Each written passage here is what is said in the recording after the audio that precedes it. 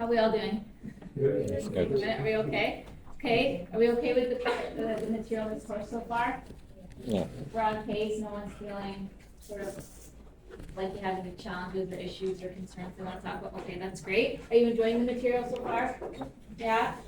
Good, talking about leadership? Yeah. Probably one of my favorite subjects to talk about, so I hope that you enjoyed this course. And I think it'll get even more interesting as we go along, especially when we get into the presentations and you see how a lot of what we talk about gets applied.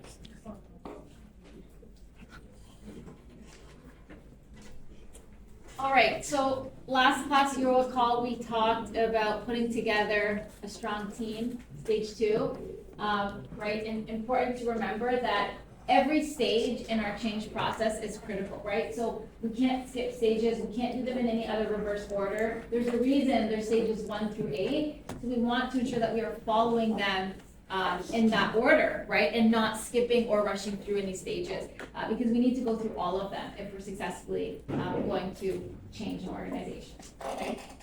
So, just as important as, increasing urgency, just as important as having a strong team is having a strong vision, okay? This really is the key. It's one of the keys to defrosting that status quo, right? So we've got a status quo, it's hardened, we want to break it down. We know how strong forces of complacency, we know how strong our comfort zones are, that's all status quo. We need to break through that if we're going to stand a chance at changing an organization, right? Because again, we need to bring people out of those mindsets and those comforts so that they embrace the change. That's the only way they're going to be willing to help. And that's why having a strong vision is key, okay? And so you'll see why it's so important to have leadership when we are talking about vision and what we're trying to do through a vision in the context of change. So let's look at some scenarios. So you've got a group of 10 people in a park at lunchtime. You've got a rainstorm approaching. Okay, one person says, "Get up and follow me." When he starts walking and only a few others join in, he yells to those still seated, "Up," I said, "now." This is your first scenario. Let's look at the second scenario. So now you have another group of 10 people, okay? They're at a park during lunchtime. You've got a rainstorm coming. Okay, so one of them says, "We're going to have to move. Here's the plan. Each of us stands up and marches in the direction of that apple tree. Please stay at least 2 feet away from group members and do not run. Do not leave any personal belongings on the ground here and be sure to stop at the base of the tree." When we are all there, and goes on in that sort of way. Okay, so that's your second scenario. Let's look at our third scenario. Same, for a different group, I should say, of 10 individuals in a park at lunchtime with the threat of a rainstorm. Someone says to the rest of them, "It's going to rain in a few minutes. Why don't we go over there and sit under that huge apple tree? We'll stay dry and we can have fresh apples for lunch." Okay, which scenario do you think represents the most effective leadership style? The third one. Third one. Okay, why do we think the third one? Because the person is considerate and forward thinking. Okay, So resourceful. good. What else? He's giving direction without being too particular. Okay. Okay, good. He's Anyone providing positive reinforcement, which is different from like the second style. So that's an additional benefit. else? Okay, good. Does anyone think number 1 or 2 is superior? No. No, okay, great. So you're exactly right. So the problem with the first 2 scenarios, the first one we see more of an authoritarian approach, right? Get up now. Nobody will thrive in that type of environment, right? We've talked about this many times. The second one is micromanagement, okay? Again, micromanagement kills empowerment, right? It might seem appealing because it's so detailed, so you know exactly what you have to do. But anyone ever worked under a micromanager? Yes. It is not fun, right? I know, unless you enjoy that. But most people, I would say, don't enjoy that. It actually kills empowerment, okay?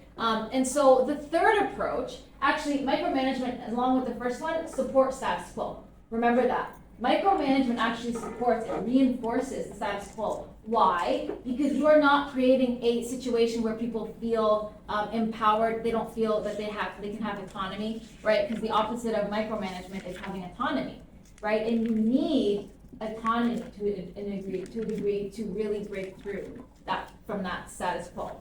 Okay, so these leadership approaches, I wouldn't even call them leadership approaches, these management approaches, support, they maintain status quo. Only the third style, the approach used in the third scenario, has the potential to break through all of those rigid forces that support the status quo.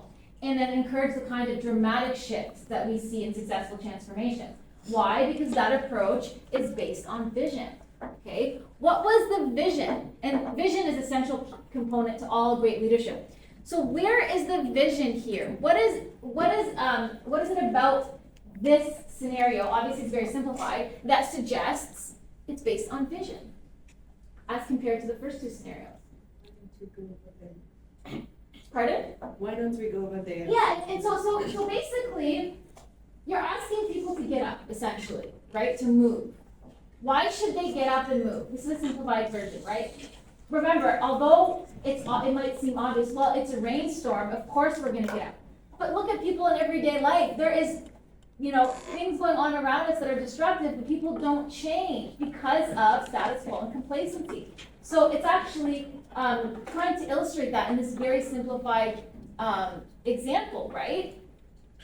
We've got rainstorms around us all the time, but we're not getting up and moving. So what this vision is trying to do, what this approach is trying to do is say, let's get up and move. But how is it convincing people to get up and move? It's doing so by showing them why it's beneficial to move, right? We'll sit under a huge apple tree, we'll stay dry, we can have fresh apples for lunch. So now I see some benefit, some goodness that's gonna come from me getting up and moving, in addition to actually, escaping the rainstorm.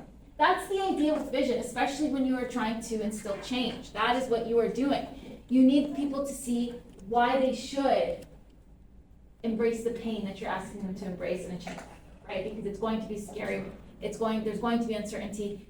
They're going to naturally resist it, and you want them to embrace it, which means they're fighting their natural human tendencies to resist it.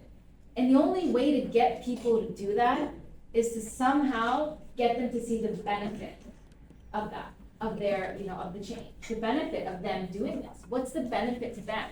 They truly have to intrinsically get it, right? Okay. So here's how this looks, right? Our first two approaches, they don't break through the forces that support status quo. Vision does, or at least has the potential to. So what is a vision? What do you think? What's your understanding of what a vision is? What is a vision? An objective we want to achieve. Pardon? An objective we want to achieve. Okay, any other, yes? It's like a prediction of future outcome. Yeah, so it's a picture of the future, right? But you're giving a picture of the future, what the future is going to look like, with some express and implicit commentary on why people should strive for that future. People need to see why they should strive for that future. That's what a vision is really doing, okay? And in a change process, having a good vision serves three purposes. It clarifies the direction of change, motivates people to take action, and helps coordinate the actions of many different people in a fast and efficient way. Okay? So people will often disagree on which way to go, or they'll constantly question whether what they're doing is necessary or worth it, right? Because remember, people are constantly resisting change. And they're naturally going to want to come up with a bunch of different reasons why the change isn't needed. Okay? So this is always going to come back into their minds. Having a good vision really helps resolve these issues by bringing people back to that one simple question. So when they're sort of wondering, do we go this way, do we do this, when they're sort of confronted with which direction to take, you can eliminate all of that by having a good vision, so people can come back to that vision and ask, is this in line with the vision? Because every decision you make should be in line with the vision. So you come back to that one simple question, right? And in that way, having a vision will clarify which direction you are going in. So when people are constantly asking these questions, they are not led down a path that's going to distract them or lead to a bunch of confusing projects or inefficiencies, right? So by having this, right, coming back to the simple question, is this in line with the vision? You really can eliminate endless discussion on where to go, what to do. Is this going to work? Question after question after question. Okay, you come back to that vision. And of course, by having clarity of direction, right, you free up resources that you would otherwise, that could take you down, a confusing path or could lead to a number of confusing different projects. You free up those resources and you put them towards the overall change effort. Okay? And so when you're dealing with change, right, employees are often forced out of their comfort. You're basically giving them less resources. You're giving them an environment of more uncertainty to work in. And then they're always going to have, the fear of having to now learn new skills and then the possibility of losing their jobs, right? All of that's happening when you've got a change effort. And of course, it's only natural for people to not really be enthusiastic or to have enthusiasm about the change effort because all they see is like negative things, right? And so a good vision basically helps to overcome that reluctance by getting people excited, right? By motivating them, by instilling some sort of hope in them that this is really worth it. That's the whole point, okay? So a good vision will acknowledge that sacrifices are necessary, but also make clear, because again, you don't want to ever mislead or suggest that the path is easy, because it's not easy. We're saying it up front, right? Change is painful. This is hard, right? You're gonna have to make sacrifices. A good vision will address that, will acknowledge that head on, but also at the same time, make clear that those sacrifices are gonna give you benefits that are much greater, right, than what is or might be available now if you don't do anything, or if you don't engage into the change process. Okay, so this is sort of what it looks like. Vision instills hope, which should hopefully motivate the actions of others, right? And then also vision will help align people, which will coordinate the actions of many motivated individuals in an efficient way, okay? So again, you want people to work with some degree of autonomy while also not tripping over each other. Okay, so what does an effective vision actually look like, right? So often people think that just because of the word vision, right, it connotates something grand or mystical, but the reality is a good vision is actually usually mundane and simple, right? You don't want something that's complex and hard to understand because the whole point is that your vision is resonating with people, right? It's appealing to the hearts and minds of everybody. And so if you have a vision that's sort of, very mysterious and grandiose and sort of has all of this like flowery language, like that's not really going to sit well with most people, okay? And remember, vision alone is just one element. There's a larger system, right, that encompasses strategies, plans, and budgets. But without a vision, essentially you can't get to the rest, right? So your vision is your sensible and appealing picture of the future. Your strategies are a logic for how that vision can actually be achieved, okay? Your plans are the specific steps and timetables that are needed to implement those strategies, and then the budgets are just plans converted into financial projections and goals, okay? So all of this sort of works together, but it starts with having a vision, which is that picture of the future, okay? Now there are certain characteristics of a successful vision, okay? We'll talk about 7 of them. 6 of them. Okay, so the first one is that it's imaginable. Oops. Okay, so a good, effective vision, one that's actually going to work, right, one that's going to be successful, is going to be something that people can actually imagine, right? So it actually it's appealing, it's sensible, right? It's something that people can picture, but also desirable, okay? So it's desirable not that it appeals to just one group, but when we say we want a vision that's appealing, you want it desirable to all stakeholders, right? So you want to meet all of these interests well. So your stakeholders, how many, you might have various stakeholders. What are some examples of stakeholders? Your employees, customers, suppliers, right? The environment, the government, right? So you want a vision that's going to try and serve all of your relevant stakeholders' needs well, not just prioritizing one or the other. Companies that really set themselves apart are the ones that can really meet all stakeholder needs exceptionally well, rather than simply just balancing and choosing one over the other, okay? It's got to be feasible, okay? So again, if you present a vision to somebody or to people and it just seems so unrealistic, it's not going to motivate anybody, right? Because remember, you're trying to motivate people to make this vision happen, to make it a reality. So it has to be something that's perceived as achievable, meaning it's got to be realistic, right? It's actually based on your unattainable goals, on attainable company goals, right? So lots of work goes into forming a vision because you're usually going through and you're sifting through several documents, right? Financial documents and otherwise to actually determine what are realistic attainable goals that we can achieve, okay? It's got to be focused, right? So it's got to be clear enough that people know where to go, okay? It can't be vague, it can't be confusing. The last thing you want is to have someone read a vision and like ask questions, right? You're always gonna have questions, but you don't want sort of, what does that mean? What does this mean? The more people will do that, you've got more work to do, right? You want a vision that's very easy to understand.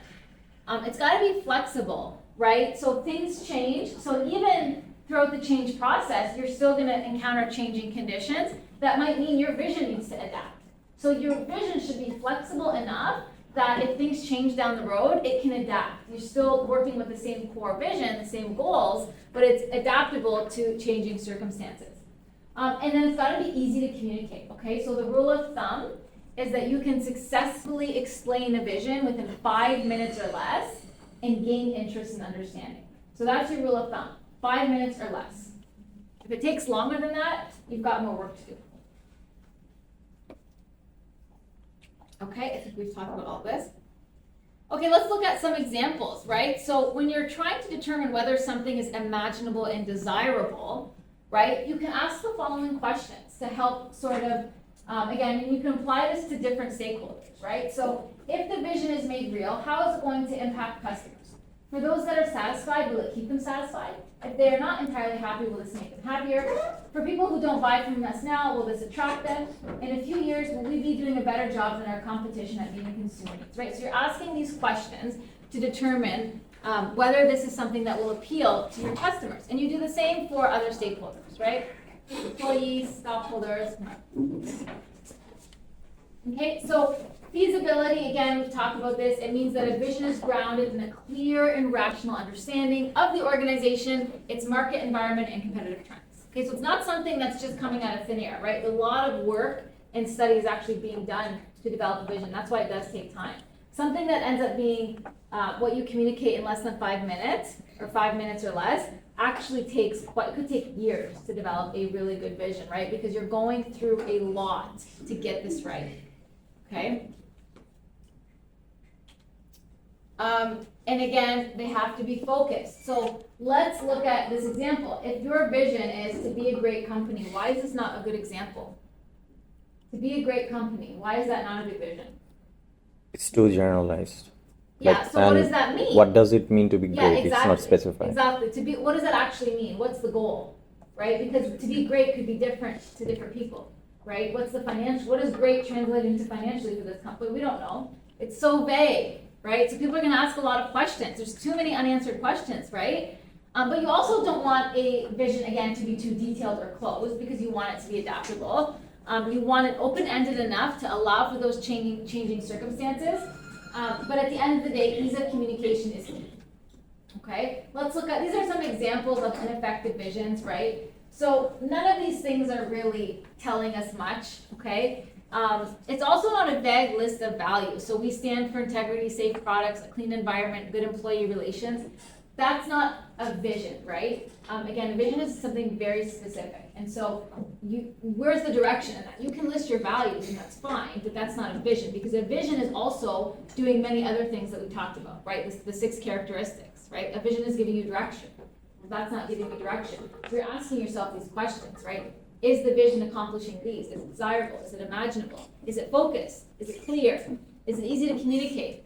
Right? Is it giving me clarity of direction? Do I know, is there a place for me to go after reading this? Like, do I know what's next, right? In the sense that you can develop, because the strategies will be more detailed, right? But we've got to start with that vision. It's got to provide that general direction. It's not going to be step by step, but it's going to serve as the base or the foundation to then develop the step-by-step plans. So let's look at an effective vision. So this is an example from a U.S. company that successfully was engaged in a transformation effort, okay? And so I'll let you take a minute to read it. It's our goal to become the world leader in our industry within 10 years. As we use this term, leadership means more revenue, more profit, more innovation that serves our consumer needs and a more attractive place to work than any other competitor. Achieving this ambitious objective will probably require a double-digit revenue and profit growth each year. It surely will require that we become less US oriented, more externally focused, considerably less bureaucratic, and more of a service instead of a product company. We sincerely believe that if we work together, we can achieve this change and in the process, create a firm that will be admired by our stockholders, customers, employees, and communities. So why do you think this was successful? If you need another minute to read it, that's okay. Let me know what you think was good about this vision. What are some good things? Why do you think this was effective? Based on what we just talked about, right? With the characteristics of a good vision. Giving direction as to how they can become the world leader in the industry. So exactly, so it's giving you first of all a specific goal, so the leader in our industry within 10 years, so a timeline, that's focused. And then it's basically saying what they want to do, right? We want to become more externally focused, less bureaucratic. We want to move from product to service, right? Anything else? Also, Professor, they're giving their employees the agenda that what they're going to acquire from this particular vision. For example, they are being ambitious, which will objectively provide them a double-digit revenue and profit growth each year. So they are sure to be the first company, or they're aiming to be the company who is going to be more customer-oriented and who do believe that they will be more service-oriented and giving the most focus on the product itself. Okay, good. So they're giving that aim and agenda they will be acquiring together. Okay, good. So it's focused, right? It's specific, and it eliminates options by being so specific, right? So you're not asking yourself those questions. Yeah. They are way more detail oriented. Okay. They are also focusing in individual departments, like they are also focused in every kinds of departments, like employees, customers, and stakeholders. They are trying to develop every kinds of sectors in that company. So this part, the last sentence about being admired, what is that? What characteristic is that sort of desirable, right? So it's addressing expressly, we want to be admired by all of our stakeholders. Okay, good. What about anything else? Rule of thumb, so it's easy to communicate, right? It's probably something you can communicate in less than 5 minutes, probably 100 words, right? Okay, good. That's right. Great, so it provides focus, it eliminates many possibilities, right? It basically says what it's looking to do. It points specifically to areas that need change. It has a clear target. There's an express statement about desirability, right? And it's reasonably easy to communicate. Okay, so again, some traits of effective visions, just to summarize. They're ambitious enough to force people out of comfort routines. They aim to provide better and better services and products at lower and lower costs, right? They take advantage of trends as much as possible. And again, you don't want to exploit anybody. So with a vision, the idea is they have a certain moral power because you're not looking to suggest that we're gonna, our employees are just gonna we're gonna work them like workhorses until, we reach our target. So that's the idea with change, right? Even though it's painful and you're gonna sacrifice, you don't want it to look like you're actually intending to exploit the workforce. You want this to be about them as much as it is about the organization, right? Otherwise, how are you gonna really empower anybody to be a part of it? But it still might mean that employees are gonna have to work a lot. It might mean that employees are gonna have to sacrifice, right? But again, you can challenge that without exploiting people, right? So you want to ensure that, or that's sort of the approach that's taken, and that they are sort of not attempting to be exploitive in any way. This is your rule of thumb. If you cannot describe your vision to someone in 5 minutes and get their interest, then you've probably got more work to do, right, in this phase of the transformation process. Okay, so developing a good vision is not an easy task, right? It really is an exercise of the heart and the mind. It takes time. It's always going to involve a group of people, so your guiding coalition. It might even involve more than your guiding coalition, right? But at the very least, that's your team that's coming together. It's hard to do well. It takes a long time. Usually you're taking, 3 steps forward, a step back, so on and so forth. It could take years to develop. It's not something where you're sitting at a table and you're just, you know, in the next day, in 24 hours, you've got this vision that's going to really guide your change effort, right? It's complicated. Like I said, it requires sifting through a lot of actual information and documents, right? Because again, it's got to be realistic and grounded in, you know, what the organization, right? And the possibilities and its goals and all of that. And it's got to be financially feasible. The other important thing to really understand is it really is an exercise of the heart as much as it is the head. Does anyone have an idea of why I'm saying this? So these are the reasons why it's so difficult to create vision, right? So again, we talked about this. Most people are raised to be managers, not leaders.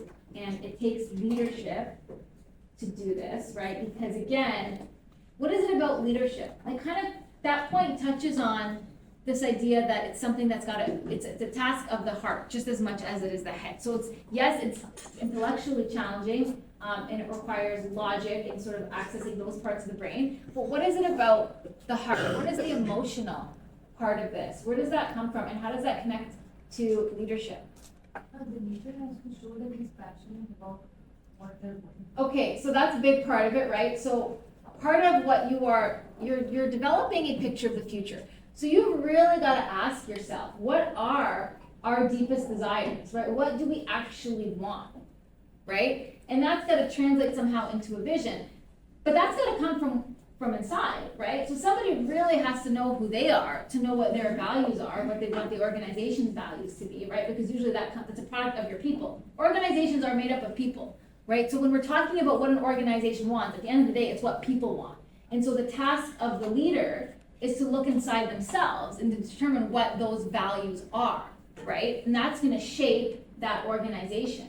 And so in order to engage in that exercise, right, you've got to be self-aware. You've got to really look inside yourself and figure out, what do I want? You've got to face those internal feelings and passions and values and desires. And if someone is not particularly self-aware, right, that process can drive a lot of anxiety. Okay, if you are not a self-aware person and you're being asked to look inside, you will react with anxiety, right? But that's just suggesting that you have more work to do on connecting with yourself. And that is a prerequisite to good leadership, right? So again, leaders or people in these positions who cannot even look inside and connect to their own values and passions are probably not going to succeed as leaders, because you're appealing to people's hearts. You are trying to get people to really believe and internalize this benefit and this need for change. And they've got to feel that, right? And if you can't go through that process within yourself, you're not going to connect to other people in that way. And your vision isn't going to show that, right? The vision should reflect who someone is, right? Who your leadership team is. And if it can't truly reflect people in an authentic way, how is it really going to resonate in the way that we want? Because we've talked about how hard it is to change. People need to be inspired. The only way to really inspire people is to connect with them at a deeper level, okay? And that's why you really do need the head and the heart. It's an emotional task just as much as it is one that's logical. And then you need good teamwork, right? So if you don't have good teamwork on your guiding coalition, this vision creation process is just going to be negotiation after negotiation that's going to go nowhere, right? So you need to be working as an effective team. And of course you need urgency, right? If urgency isn't high enough, then you'll never find the time, okay? Like I said, it takes a long time and a lot of commitment and focus. And so everybody has to feel urgency. Everybody's got to be prepared to get this done. When you've got links that just aren't willing to be there, they don't really see the need for change, they're not really committed to the shared goal, they're going to find every reason in the world to not really collaborate, and it's going to hold the team back, it's going to hold the whole process back, right? So all of these things have to function in order to really get a good vision. And that's why it's so difficult, because the reality is a lot of these difficulties will often arise, right? And so you might even know, you haven't maybe heard or read very significant or effective visions because it's hard to do well for these reasons, right? Okay, so in ineffective vision, now always be careful that you're not taking shortcuts, right? Sometimes when people are encountering big challenges in creating good vision, they start to take shortcuts because they want it done, right? They just want to get it done. They want it off their plate. But that is actually worse. So having an ineffective vision is actually worse than not having any at all, right? Because it could lead you completely down the wrong path. which could make things worse. So the point is, you want to remember that every step in the H-stage process is critical. You don't want to skip over anything, okay? Okay, so this sort of summarizes creating an effective vision. One, you've got your first draft. The process often starts with an initial statement from one person, put something down on paper, right? That's reflecting their dreams along with real marketplace needs. Then you've got the role of the guiding coalition. And remember, when you work from passion, when an entrepreneur or someone's got to start all this, right? When that person is coming from a place of true passion, that is when you see transformations, right? Organizations that transform. Okay, so when I say lead with purpose, the best leaders, best entrepreneurs, right, who have turned into leaders, have led with purpose, right? So that's really what this is about. Okay. Secondly, the guided coalition. So of course, you've got this first draft that's worked through with your team or even a larger group of people. You need to have teamwork. Again, it requires both analytical thinking and a lot of dreaming, right? So you need your head and the heart. It's going to be messy. 2 steps back, 1 step forward, so on and so forth. Or I should say 2 steps forward, 1 step back. It's never created in a single meeting, right? It could take months, even years in some cases.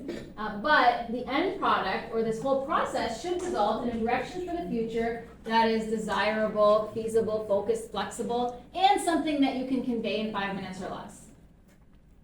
Okay? So that's creating our vision. I guess I will start, we won't finish communicating the vision, but we've got some time. Yeah. We can sort of go through it.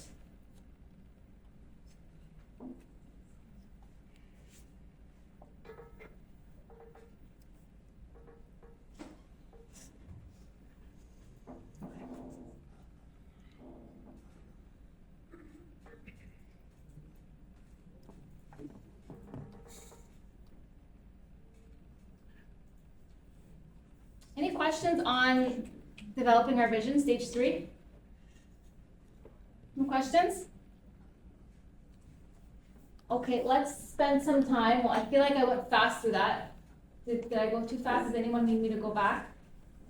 Anyone need me to go through anything again or repeat anything? Okay, just tell me to slow down if you find I'm just rushing or plowing through it. Okay. So as you might imagine, developing a strong vision is critical, but what's the point, right? What's going to come from that if you are not actually communicating that vision in a way that's sinking, right? So having a vision on its own really doesn't mean anything. The real power gets unleashed when that vision is communicated to everybody who needs to hear it, okay? Because that's the whole point. So if you sort of have drawbacks or if there's failure in the first 3 phases of the change process, it actually will contribute to issues with communicating the vision, right? If urgency isn't high enough, no one's going to listen to any information about a change process or a vision. Nobody will care, right? If the guiding coalition isn't the right group, they're not going to be credible enough. So they're going to have difficult creating the message, sending it, having it resonate. No one will, again, want to listen. So urgency and credibility are the same in that way. And then if the vision is too blurry or if it's not good, how are you going to sell it, right? So if you haven't gotten through the first 3 stages successfully, you're not going to succeed at the 4th stage, right? Okay. So it just shows you how each stage is critical. Sometimes you have failures or challenges in communicating the vision due to maybe limited intellectual capabilities of certain employees, or there's that general human resistance to change, and probably more likely is a general resistance to change, right? That's natural for people. And that's probably going to be your biggest barrier, is that people are going to be more reluctant to accept change. Right? So they don't want to hear information about it. Or even if they do hear information about it, if they don't really have the urgency or if they are naturally resisting it, it's going to be harder for them to accept it. Okay? So it sort of falls on deaf ears. And like I said, accepting a vision of the future can be a challenging intellectual and emotional task, right? So not only intellectually might it be challenging for people to understand but certainly emotionally because of everything we've been talking about, right, with change, okay? So the human mind is immediately gonna generate several questions as soon as a new vision is basically presented to them, right? As soon as, because a vision is basically saying, okay, here's a direction for the future, right? It means we're changing in some way. This is the vision of change. So people will ask, well, what does this mean for me? What does it mean for the organization? What alternatives are there? Is this really necessary? You know, what sacrifices am I gonna have to make? How do I feel about making those sacrifices? Do I actually believe in what I'm hearing about this direction for the future, right? So these are the questions, some of the questions that will naturally flow in people's minds as soon as they hear that there is the prospect of a change effort, okay? And so the emotional work that goes along with all of that is gonna be even tougher. Actually letting go of the status quo, letting go of other potential future options, okay? Coming to grips with the sacrifices and then coming to trust others, because somebody is saying, we've got to go through this process, it's going to be painful. You are putting trust in them by making those sacrifices, by embracing the change, and you know, that's difficult for a lot of people, right? So it involves a lot of emotional work. There are 7 principles that we should follow, right, in effectively communicating a vision. Okay, so all of these things will contribute to having your message stick in the minds of people. Okay, particularly when you're working with vision, but this could really apply to anything, right?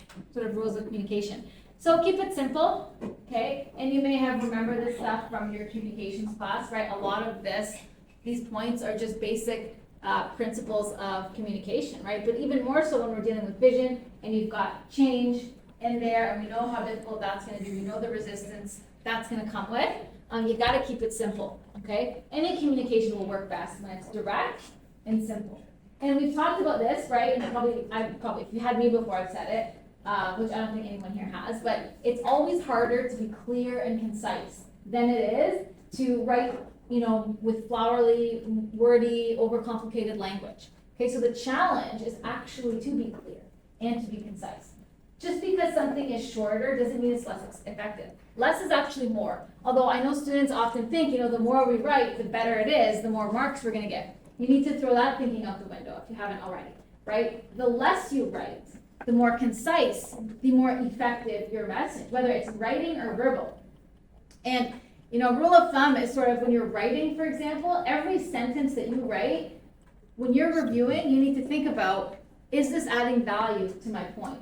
If it's not adding value, if there's no purpose for that sentence, get rid of it. And a lot of times you will see how much information you can cut out from a paper to make it more concise so that it just gets to the point, okay? You don't want to use jargon, okay? Your vision should be easy to understand. Don't use terms and language that not everybody can easily understand, okay? And it does take clarity of thought and courage. So it requires a little bit of vulnerability, right? Again, because you are showing through your vision really what your dreams and hopes are. So let's look at some examples of how we can keep it simple. So version 1. Through a process of debureaucratization, we will empower our frontline employees to better serve idiosyncratic consumer relations requirements. Compare that to version 2. We're going to throw out some of the rule books and give employees more discretion to do the right thing for our customers. Which version do you like better? The second one. Does anyone like the first? I So do. why do we prefer the second? It's just clear, concise, right? Like I barely got to pronouncing the first word there, debureaucratization. So like that's, right, just keep it simple. Right, most people don't want to hear complicated terms. I think people sort of default to this because you're trying to be formal, you think that's more effective, but there's no time for that here, right? Be clear, you don't want people spending any time trying to understand what the words mean that you're saying, because again, that's not a good vision. A good vision is one that is easy to understand and can be communicated, right, rather quickly in a way that people can understand it. Using metaphors is also really helpful. And like I said, right, people will usually think that if a company is large and complex, that it's simply not possible to have a simple, vision using simple language, right? Something that can be communicated easily, that's not very complex. But that's not true, right? You can use there's a lot of strategies, there's a lot of sort of language tools that you can use to really communicate longer message pretty quickly. And you'll see also when you're trying to get a message to sync, you want to repeat it and you want to say it in different forms. And so the easier it is to get across, the easier it is to do those things and to repeat it and to say it in different ways. And that's how the message will stay, right? So you can use things like metaphors, analogies, and examples, and those can really help make your message more memorable, okay? Because at the end of the day, people are getting thousands of forms of communication all day in their lives, right? Even as a student, like how many emails from the university do you get in a day, right? You're constantly bombarded with information all day long, no matter where you go. Why should any one message stick out? How is that one message going to stick out when we are bombarded with, messages all day, every day? So you got to think about that. You want that message is competing with all of these other forms of communication, and you want that one to stick out. Your vision has to stick out. It's got to be the one that resonates, okay? And that's why using well-chosen words can help. So let's look at an example of using metaphors, analogies, examples. Okay, version 1. We want to begin designing and manufacturing more products that are perceived by the customer base as different, highly recognizable, and prestigious. Such products will have significantly higher prices and margins. Okay, so version 2, we are going to be making fewer Fiats and more Mercedes. They're saying the same thing.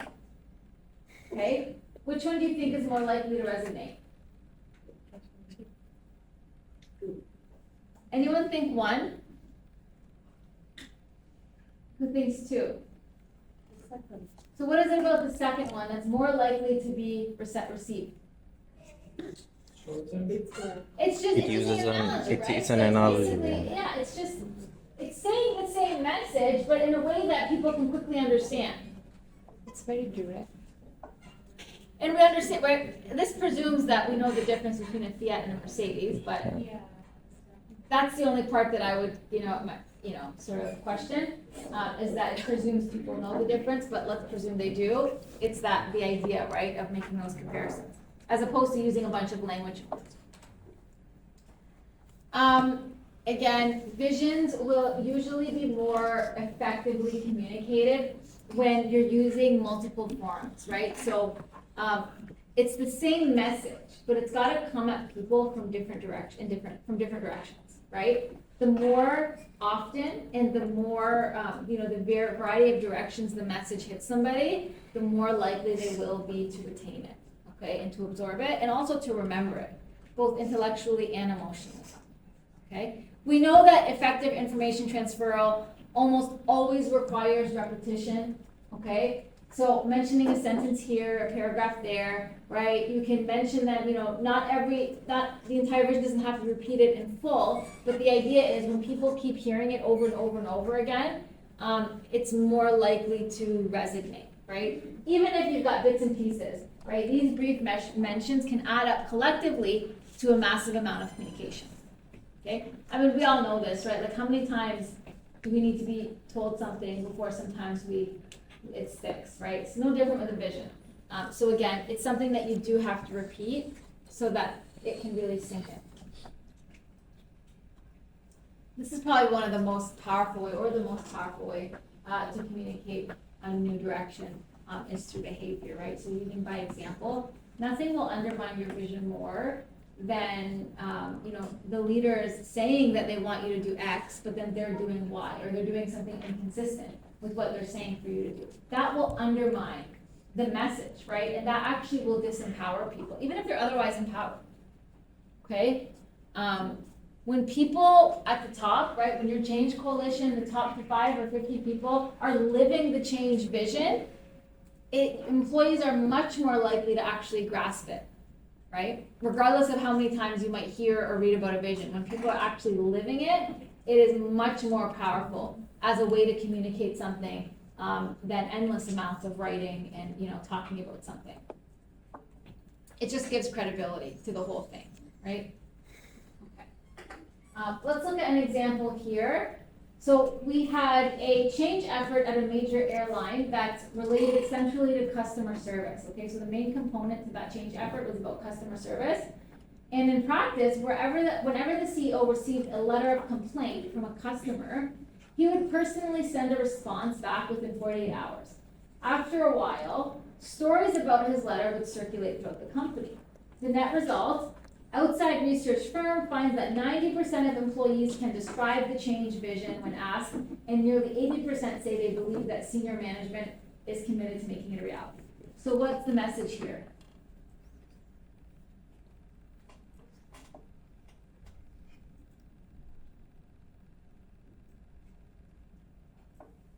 People were more likely to believe and remember the change vision, right, when they saw the CEO living the change vision.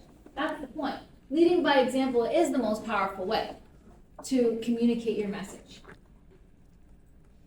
Okay? So the takeaway, nothing will undermine the communication of change vision more than the behavior of your key players that actually seems inconsistent with that vision. Okay? And the implications here are powerful, right? So you can't sell a vision before your leaders have embodied it. Okay?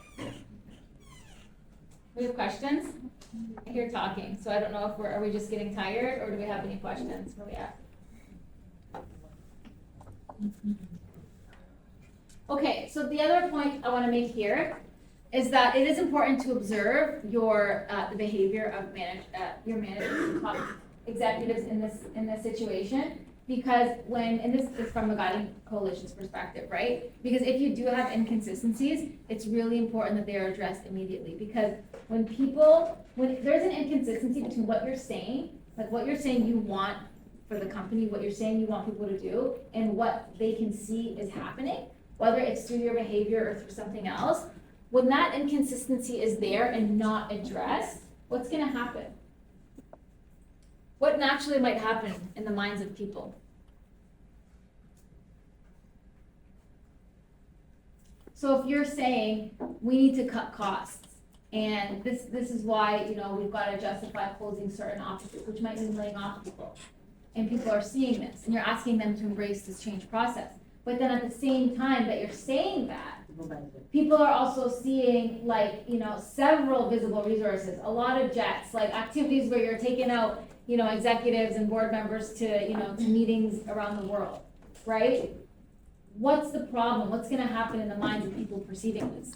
It creates discontent among the people because Yeah. they are not seeing the top management actually following through what they're actually preaching. So it's like you have to practice what you preach. If you're not practicing what you're preaching, then I don't really have I don't place any value in what you're preaching. So, You don't place any value in what Yeah. they're saying. So it's like if I say something to you and my behavior says something different, opposite, yeah. what are you going to think? You're not going to put value in what I said. In the words, Because yeah. you're not going to trust me. Yeah. Because and that distrust is where you really start to get a breakdown, right? And then again, those forces of status quo, tradition are always waiting to make people regress and to otherwise disempower people from the change effort. So when people can see those inconsistencies between what you are saying and what you are doing, and you don't address that, you are the longer that sits in people's minds, the more likely they are going to make an assumption against you.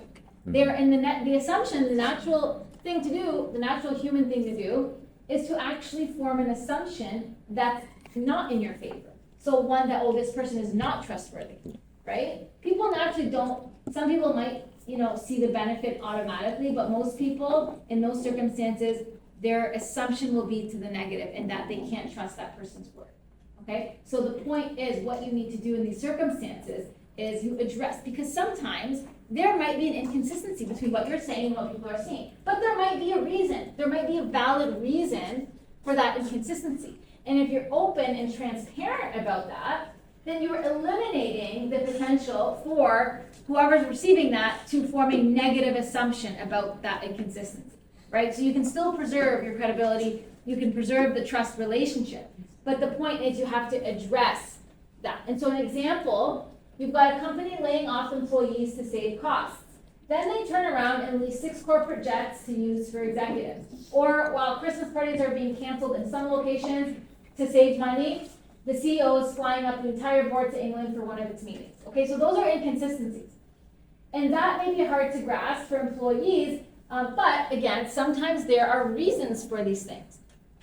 So where you can't eliminate the inconsistency, like not make it happen, right? You have to address them in honest, straightforward communication. So let's look at an example where you're addressing mixed signals just by being honest, right? With all the cost cutting that is going on out of necessity throughout the company, it is inexcusable for any of us to be wasting money, especially on unneeded luxuries. Within this context, we have decided that the offices and furnishings for our executives are not justifiable. At present, selling headquarters and moving to less luxurious surroundings would cost more than it would save. But we will continue to look for a cost-effective and practical way to reduce the sign of excess. So what is this doing? What is this example doing? It's addressing a possible concern that the employees might have and proactively providing an explanation. Exactly. And also So- providing a direction that they're going to. So also address. saying that we acknowledge this isn't okay, but Yeah. we're doing our best. But right now, this is sort of what we're, this is the reason for this, Reason. right? We can't justify it. So again, you're just addressing it head on, okay? And that way, you're preserving the trust. Always important to be honest and straightforward in any communication, particularly where you've already or something has happened that poses a question to your credibility. The only way to sort of undo that is to be honest and straightforward, okay? When you convey straightforward and honest messages, credibility and trust increase. That alone helps communicate a vision. When people trust you, they're more likely to receive your message, right? If you're sending a message to somebody, this goes back to communication basics. Remember we talked in communications class about barriers to receiving communication, barriers to interpreting communication.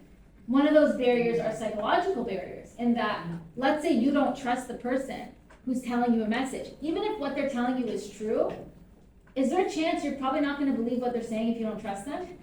Even if what they're saying is true, you probably won't believe them if you trust them. So that trust is a barrier to you actually successfully receiving that message. Because the message is true, but you're denying it because you don't trust the person, right? On the other hand, when you trust somebody, you are more likely to believe them, okay? And so it's the same applies here, right? When your trust in your leaders is there, their ability to communicate the message in a way that resonates with you is higher, okay? Also important, listen, so remember, communication is a two-way street. It's not just a one-way broadcast. You're getting feedback from employees, right? You should have a two-way discussion about your vision, and this helps people answer the questions that they might have. And it actually might help you recognize issues with the vision, right? And so sometimes leaders might be reluctant to actually open up the floor for feedback because they don't want to hear negative information, right? But that's to their detriment. Those fears of sort of scrutiny, the fears of being vulnerable because you don't want to, you don't want to face rejection, which people naturally have, those just hold people back, right? That's really getting in their own way. And so you want to remove that armor and really open yourself up to that discussion. Even though you might hear something negative, that could help you make it better. And it's in everybody's interest that you address those issues. So you don't want to be fearful, you want to be receptive so that you can, get a better vision out of it, that you can sort of revise and update the vision as appropriate. So scrutiny is not a bad thing, okay? And there's many inexpensive ways to have the vision dialogue, right? It doesn't have to cost a lot of money. Talk about it, right? A few minutes here and there, it adds up quickly. And we just mentioned this. Fear of scrutiny should not prevent this dialogue, right? Because if people can't accept it in the first place, then what's the point? Because your change process won't succeed anyway, okay? So you need to face the fears of challenge head on in this situation and really open up those lines of two-way communication. Okay, any questions on that? So what I'm going to do, we actually did get through stages 3 and 4, but I'm going to keep the schedule. I said I was going to push everything back. I think I'm going to keep it that way anyway. because that way you'll have time in class to read the vision exercise as opposed to just drafting it. So we'll stop here, and then next class, I'm just gonna start by summarizing the stages, and then I'll talk about our next exercise, okay? So if you'd like to read Yingscape and Yang Search for next class, that's helpful in that it'll give you a head start, but you will have some time in class to read it as well, okay? Okay, thanks class, I will see you on Thursday. Anyone have questions? I'm here if you have questions.